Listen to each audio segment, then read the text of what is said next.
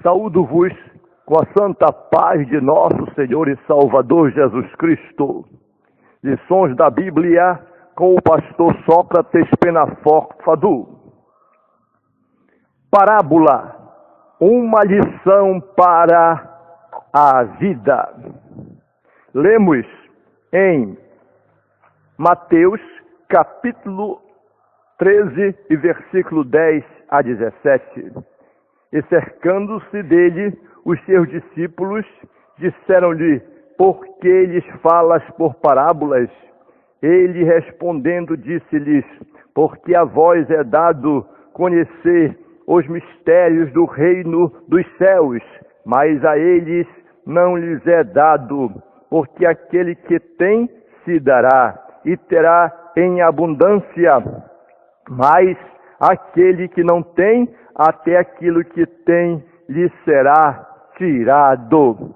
Por isso lhes falo por parábolas, porque eles, vendo, não veem, e ouvindo, não ouvem, nem compreendem, e neles se cumpre a profecia de Isaías, que diz: ouvindo, ouvireis, mas não compreendereis, e vendo, vereis, mas não percebereis, porque o coração deste povo está endurecido, e ouviu de mau grado com seus ouvidos, e fechou os olhos, para que não veja com os olhos, e ouça com os ouvidos, e compreenda com o coração, e se converta, e eu os cure. Mas bem-aventurados os vossos olhos, porque veem, e os vossos ouvidos, porque ouvem. Porque em verdade vos digo que muitos profetas e justos desejaram ver o que vós vedes e não ouviram, e ouvir o que vós ouvis e não ouviram. Portanto, é imprescindível compreender que as parábolas de Jesus Cristo, ou a parábola, é uma lição para a vida, por ser uma das principais formas de ensino utilizadas pelo Senhor Jesus Cristo. As parábolas merecem dedicada atenção e profundo interesse de nossa parte. O próprio Senhor Jesus Cristo quer que as entendamos, pois por isso produzirá mudanças necessárias e resultará em transformação de vida para a glória de Deus. Quando estudamos as parábolas de Jesus com o coração aberto e disposto a aprender como discípulos verdadeiros, em busca de sabedoria e entendimento das verdades espirituais e profundas, nos deparamos com as sábias lições que Jesus nos deixou para sermos bem-sucedidos em nossa vida aqui no mundo em que vivemos. Estudar este conteúdo sobre as parábolas de Jesus Cristo, como disse Jesus aos seus discípulos, é privilégio. Aos seus primeiros discípulos, ele foi bem claro quando disse que é um privilégio, dizendo: bem-aventurados são vocês que estão ouvindo e vendo e escutando estas palavras. Assim, as parábolas do Senhor possuem preciosas promessas de bênçãos para todos quantos acolhem sua mensagem e se dispõem a compreender as verdades que elas ensinam para todos nós. Podemos analisar em especial o que é uma parábola. Parábola, na verdade, ela tem a sua origem, por exemplo, a sua origem etimológica. A parábola ela no hebraico chama-se machal e no grego chama-se parabole. Tudo isso, na verdade, depende do texto e do contexto de que se está se referindo. Dependendo do contexto, refere-se a um dito profético, refere-se a um provérbio, refere-se a uma analogia, refere-se a um enigma, refere-se a um discurso, refere-se a um poema, refere-se a um conto, refere-se a um símile. Na verdade, as palavras, elas precisam ser analisadas para ver a finalidade, mas elas estão dentro da palavra parábola, que quer dizer comparação, pôr ao lado para que seja comparada. Nesse sentido, se a parábola torna-se um instrumento didático. Na verdade, a parábola é uma figura de linguagem, uma das figuras de linguagem importantíssima em qualquer idioma. A parábola é usada várias vezes no Antigo Testamento. Em síntese, parábola significa literalmente comparação. Como tal, comumente utilizada para iniciar uma história breve, um exemplo esclarecedor para ilustrar uma verdade. Cada vez que Jesus queria ministrar uma palavra ao seu auditório, ele o fazia por parábola, para que o povo pudesse ter a oportunidade de analisar, para que o homem pudesse ter a oportunidade de tomar um propósito, uma decisão. E os discípulos tomavam sempre a decisão de saber o que significava aquilo. E outros que não entendiam, iam embora, saíam, abandonavam. Mas aqueles que estavam interessados em conhecer melhor sobre a história, a palavra, o significado, então Jesus os explicava. Há uma distinção entre a parábola e outras figuras de linguagens. Por exemplo, a Bíblia Sagrada, ela emprega várias figuras de linguagem que são necessárias para ilustrar verdades divinas e profundas na sua mensagem. Algumas delas são o símile, o provérbio, a metáfora, a alegoria, a fábula e o tipo. E é importante não confundi-las com a parábola. A parábola sempre é diferente. Por exemplo, quando se trata de outras figuras de linguagem, nós temos que, nestas figuras de linguagem, é muito esclarecedor o seguinte. Por exemplo, metáfora. Na metáfora, a metáfora ela é uma figura de linguagem que consiste em comparação. Esse termo se compõe de meta, além de, e tel, levar, ou seja, levar além do seu sentido original. Então é preciso entender que a metáfora, ela faz um esclarecimento, levando a explicação a um sentido além do original, além do que está ali na sua pauta. A sinédoque, já a sinédoque é uma figura de linguagem que é quando se substitui o termo que indica o todo de um ser, ou outro que indica apenas uma parte dele, ou plural pelo singular, ou gênero pela espécie, e vice-versa. Então, esta colocação de explicações antes ou depois traz então uma sinédoque. Já a metonímia é o emprego do nome de algo de outro com que tem relação quando se emprega a causa pelo efeito, o sinal ou o símbolo pela realidade que indica. Já a prosopopeia é o uso atribuindo personalidade a seres que não têm vida, dando-lhes os efeitos de pessoas. Já a ironia é a expressão de um pensamento em palavras que, literalmente entendida, exprimem uma ideia oposta ao que se fala, na verdade.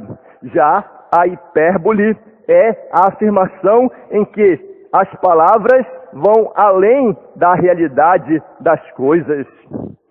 Quando se trata, é preciso compreender que, mas não é apenas em palavras que são empregadas sentidos figurados às escrituras, mas às vezes até textos e passagens inteiras, como por exemplo alegorias, fábulas, enigmas, antropomorfismo, e tipo, de formas que existem toda essa possibilidade, os símbolos, e aí então vem a parábola. A parábola vem do grego parabole, para lado, para lado a lado, e bolo, jogar, trazer, colocar lado a lado, jogar para comparar. Então, esta era a finalidade específica da parábola, fazer a comparação com que a pessoa viesse entender a perfeita vontade de Deus. É importante destacar que a parábola também não é um mito, tendo em vista que o mito narra uma história como se fosse verdadeira, mas não adiciona nem a probabilidade e nem a verdade. Já a parábola, ela é muito especial. Ela ilustra verdades por meio de símbolos. O campo é o mundo, por exemplo. O inimigo é o diabo. E a boa semente são os filhos do reino. Então, a parábola, ela ilustra verdades para que a pessoa possa entender. As parábolas de Jesus, elas tinham sempre também a sua aplicação fundamental, a saber, ao dirigir-se aos seus discípulos e aos fariseus, seus adversários, Jesus adotou o método de ensino por parábolas, com a finalidade de convencer aqueles a entender e condenar outros que estavam contra o seu ministério. Em Mateus capítulo 13 e versículo 10, os discípulos perguntaram a Jesus por que ele fala por parábolas. Jesus usava esse método em razão da diversidade de caráter, de nível espiritual e de percepção moral de seus ouvintes. Em Marcos capítulo 4, versículo 11, 12, ao ser inquirido sobre o uso de parábolas, Jesus respondeu que as usava por distintas razões, para ilustrar a verdade para aqueles que estavam dispostos a recebê-la e para obscurecer a verdade daqueles que a odiavam. Assim, para que a parábola seja explicada e aplicada, primeiramente é indispensável examinar sua relação com o que a precede e a segue e descobrir, com base nisso, antes de qualquer outra coisa, a sua ideia principal. Portanto, é importante ter em mente as peculiaridades da parábola enquanto figura de linguagem para entender sua mensagem. Entre as formas literárias da Bíblia, também poderemos ver o texto social o contexto social e literário das parábolas de nosso Senhor e Salvador Jesus Cristo. Por exemplo, um dos contextos social era a Galileia no tempo de Jesus. A Galileia, por exemplo, no tempo de Jesus, compreendida todo o território do norte de Samaria até o Monte Líbano, estendendo-se de leste a oeste entre o Mar da Galileia e o Mar Mediterrâneo e Fenícia. Situava-se nas grandes rotas comerciais que cruzavam o Oriente Próximo, e muitos estrangeiros atravessavam a área aquela área toda. A conservação de peixes pela salgadura e sua exportação para todos os lugares do Império Romano era a principal indústria dos moradores da Galileia. Era uma região muito mais próspera que a Judéia e abrigava uma grande população. Importante para a região era o Mar da Galileia, um extenso lago de água doce localizada ao norte da Palestina, também conhecido como Mar de Tiberíades ou Lago de Genazaré. Esse lago, que ficava a cerca de 96 quilômetros ao norte de Jerusalém, ajudava a determinar o tipo de vida que se levava em toda a região ao derredor. As ocupações dos habitantes incluíam a agricultura, a fruticultura, a pecuária, o tingimento de tecidos, o curtume, a pesca e a fabricação de embarcações. Na Galileia, Jesus reforçou seu ensino com parábolas memoráveis, ilustrando o amor de Deus pelos pecadores, a necessidade de confiança na misericórdia de Deus, o amor que devemos ter uns aos outros, a maneira como a palavra de Deus vem e o reino de Deus cresce. A responsabilidade de o discípulo desenvolver seus dons e o julgamento daqueles que rejeitam o Evangelho. Jerusalém, no tempo de Jesus Cristo, tinha uma característica a saber. Jerusalém é uma das mais antigas cidades do mundo. É a mais sagrada cidade da Palestina e tem existido como cidade e como capital, além de lugar sagrado, há mais de 3.000 anos. Ela vem sendo a cidade abençoada, a cidade de destaque. A época de Jesus, Jerusalém estava com uma superpopulação, sendo que a maioria das pessoas estava desempregada e também desesperada em decorrência da opressão do Império Romano, da miséria, da opressão aos pequenos produtores que estavam praticamente falidos, tendo de pagar elevados impostos a Roma. Nessa época, grande parte da população dependia de esmolas do templo, enquanto o povo comum estava vivendo em situação de extrema pobreza, padecendo por terríveis privações.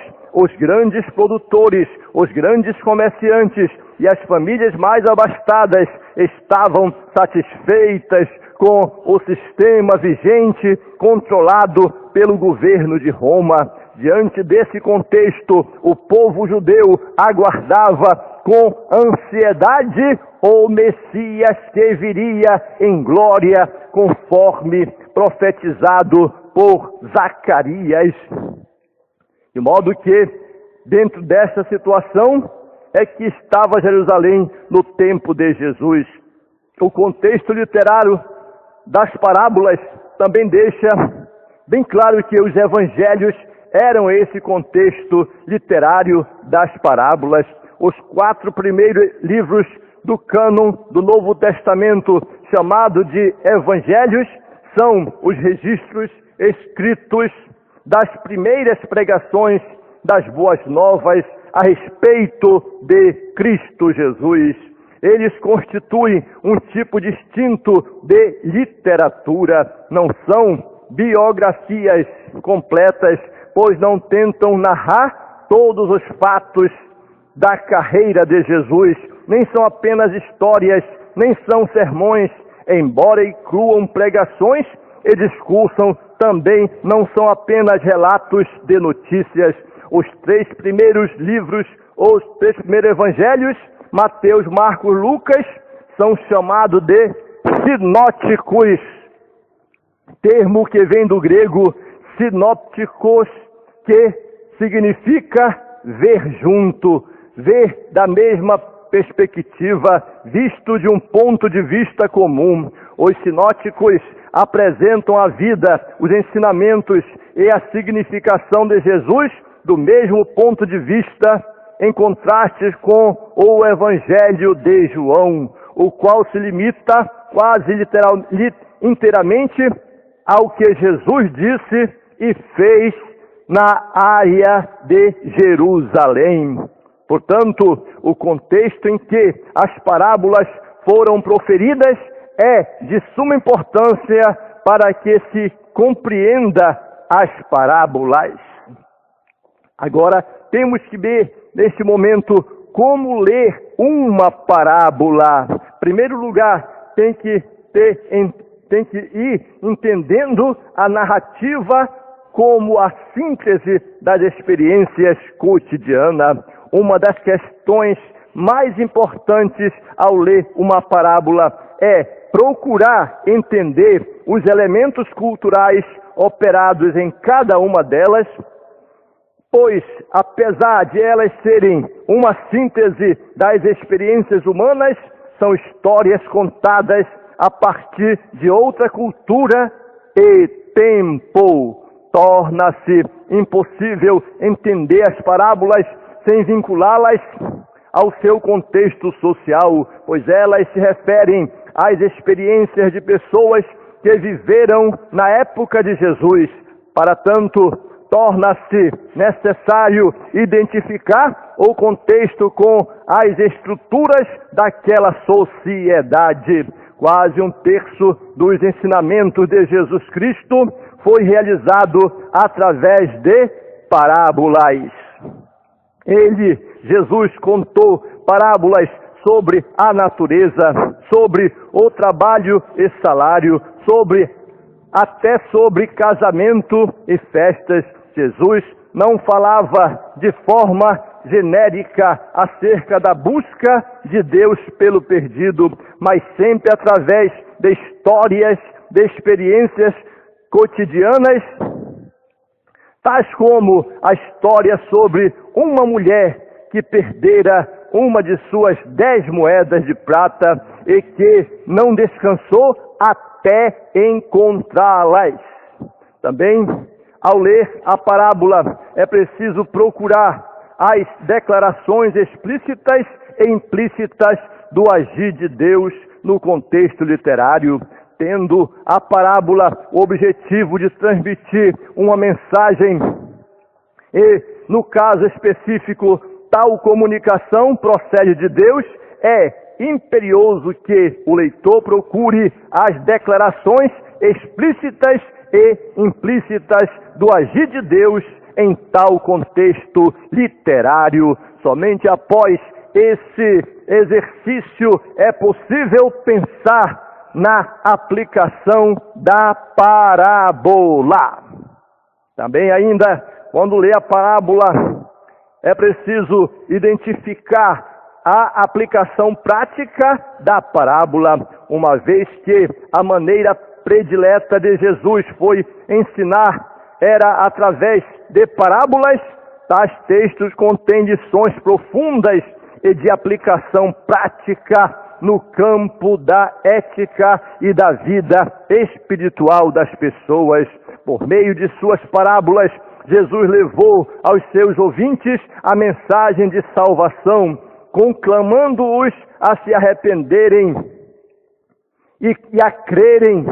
Aos crentes, desafiava-os a colocarem a fé em prática, exortando seus seguidores à vigilância. Quando seus discípulos tinham dificuldades para entendê-la, as suas parábolas, Jesus as interpretava para eles.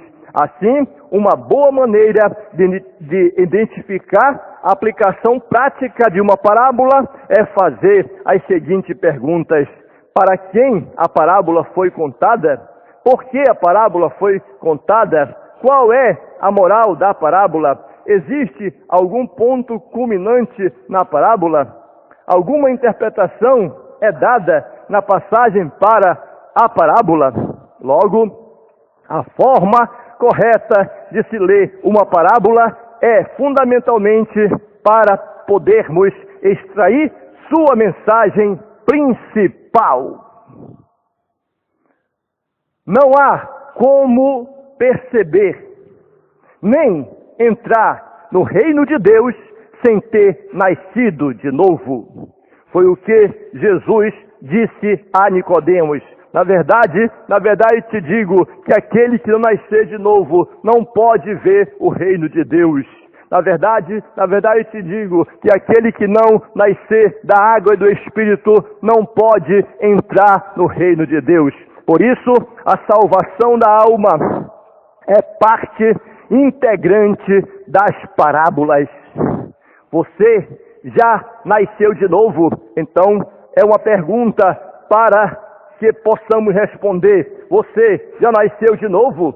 Já é uma nova criatura? Já aceitou a Cristo como Salvador? Se não aceitou, é preciso aceitar agora. Se não declarou, é preciso declarar agora. Porque está escrito: se com tua boca confessares ao Senhor Jesus Cristo e em teu coração creres que Deus o ressuscitou dentre os mortos, serás salvo, visto que com o coração se crê para a justiça e com a boca se faz confissão para a salvação.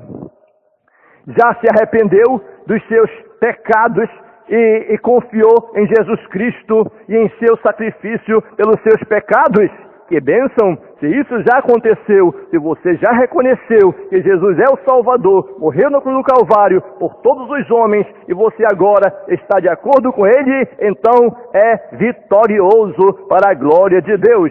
Você conhece o Rei desse reino, a saber, Jesus.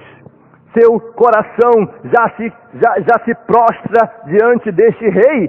Que glorioso, meus irmãos, é se prostrar diante do Rei dos Reis e Senhor dos Senhores. Eu me prostro, nós nos prostramos, e todo aquele que se prostra, glorifica e exalta o nome do Senhor.